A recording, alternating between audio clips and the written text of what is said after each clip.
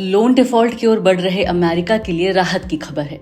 America में date ceiling bill को मंजूरी मिल गई है।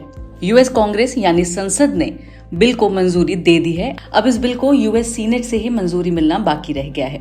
इस पूरे प्रकरण में आइए समझते हैं कि आखिर डेट सीलिंग क्या है और क्यों इसकी वजह से अमेरिका के ऊपर डिफॉल्ट का खतरा मंडरा रहा है।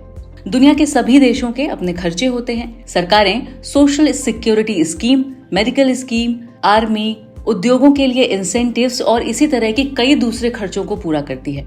इन खर्चों को पूरा करने के लिए सरकारें टैक्स से या दूसरे सोर्सेज से कमाई करती हैं।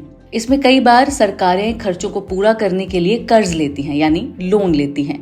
अमेरिका ने भी अपने खर्चों को पूरा करने के लिए लोन लिया, लेकिन वो कितना लोन ले सकता है इसकी एक सीमा है, क्योंकि इन लोन को चुकाना भी होता है। अगर ये लोन सरकार नहीं चुका पाती है तो इस हालत में डिफॉल्ट की स्थिति पैदा होती है। लोन कितना लेना है, इस लिमिट को ही डेट सीलिंग कहते हैं, जिसे बढ़ाने को लेकर लगातार मांग उठ रही है।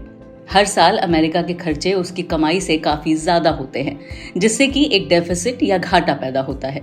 अगर बीते 10 सालों के आंकड़े पर नजर डालें तो इस दौरान ये घाटा $400 बिलियन से बढ़कर $3 ट्रिलियन तक पहुंच गया है। आखिर अमेरिका इस हालत में पहुंचा कैसे? इसके लिए कई दशक पीछे जाकर देखना होगा। साल 2001 और 2008 के दौरान जब मंदी ने अमेरिका और पूरी दुनिया को घेर रखा था, उस समय अमेरिका ने अपने देश को मंदी से उबारने के लिए वित्तीय सिस्टम में यानी फाइनेंशियल सिस्टम में पानी की तरह पैसा बहाया था, जो कि कई सालों तक चलता रहा। 2017 में ट्रंप की सरकार ने टैक्स में कटौती कर दी, जिससे सरकार की कमाई का जरिया भी सीमित हो गया। इसके बाद जो कसर बची थी वो कोविड महामारी ने पूरी कर दी, जिससे अमेरिकी सरकार के खजाने पर जबरदस्त दबाव बढ़ा। इसी दौरान अमेरिका के ऊपर भारी कर्ज चढ़ गया और मौजूदा समय में हालत यहाँ तक पहुंच गई कि देश डिफॉल्ट होने की कगार पर आ गया।